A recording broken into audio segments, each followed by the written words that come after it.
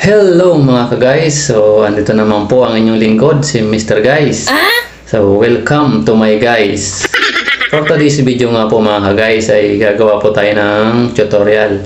Dahil nga po nagtatanong si Idol Marilyn Ligan kung paano ko daw po kinakausap ng aking sarili. So, yan po ang gagawa natin ng tutorial. So, bago yan, shoutout po sa iyo, Idol Marilyn Ligan. So, tara, umpisa na natin. Una, gawa muna tayo ng video mga ka-guys. So, ayan. Acting-acting lang tayo na kunwari mayroon tayong kausap dyan. Ayan. Bali, dalawang clip lang ang kailangan natin dyan mga ka-guys. So, ayan. Tapos, ayan, alis tayo. Magpalit tayo ng damit. Ito yung pangalawang clip na gagawin natin. So, ayan. Pagkatapos, ayan, punta na tayo sa CapCut mga guys. So, ayan. CapCut, new project. Import lang natin mga guys yung video na ginawa natin. So, ayan. Tapos, kailangan may CapCut kayo mga guys para dyan pwede kayo makapag-edit. So, ito na. Lilinis na tayo dito mga guys. Tanggalin na natin yung hindi na natin kailangan. Dito banda. Dito banda. Timing lang natin dyan mga guys. Tap lang ang video. Tapos split. Delete. Tapos, bawasan pa natin ang konti yan mga guys. Ayan. Ayan. Tapos, play natin. Hanapin naman natin ngayon mga guys yung pangalawang clip na kailangan natin. So dito banda. So yan, so medyo paalis na tayo dyan banda. Yan, mag-i-split tayo dyan. So ayan, dito banda yan. Tapos bali dalawang clip nga pala yung nagawa ko dito sa pangalawa. Kaya ang pipiliin natin yung bandang huli dahil medyo maayos-ayos yung pagkakakuha natin ng video. So dito banda. Ano yan? Yan. Tap ang video, split. Tapos delete na natin sa gitna. Tapos play natin ulit. So, ayan.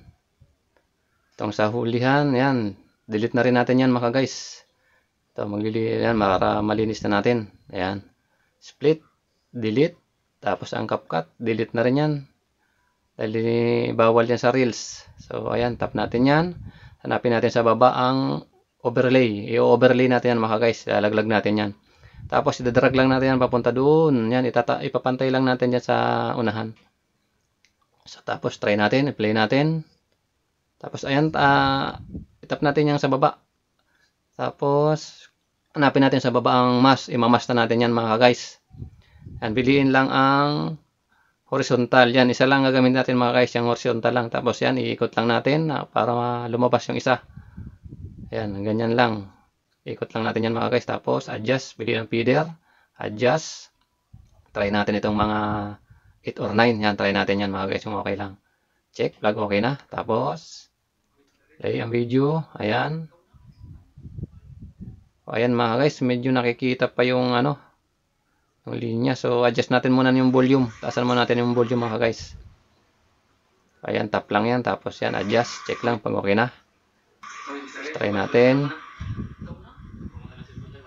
Ayan, medyo maayos na pero nakikita pa rin mga guys yung linya ng mask. So itong sa dulo mga guys, pantay lang natin yan. Banda. Ayan, pantay lang natin yan. Tapos yan, try natin.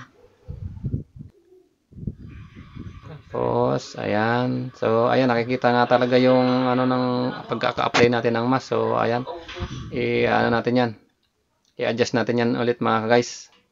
So, dito banda, natin yan.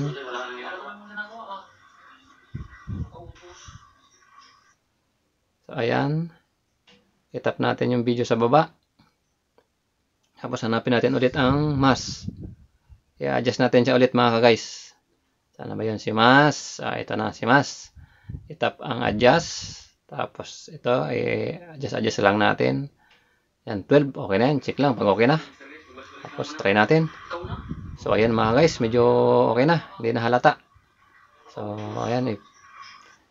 Play lang natin. Try nga natin ulit. So, ayan. Okay na yan mga guys. Pwede na yan. Meron na tayong pang reels. Ayan. Kailangan mga guys maglagay kayo ng allowance sa gitna para pag nag-apply kayo ng mas hindi kayo mahirapan. Ayan, wag pala natin kakalimutan mga guys, aspect ratio 9:16. Tap natin yan, check lang pag okay na. Tapos sa taas, yung 1080p, adjust natin yung frame rate sa 50. Ang code rate MPBS, ilagay natin sa high.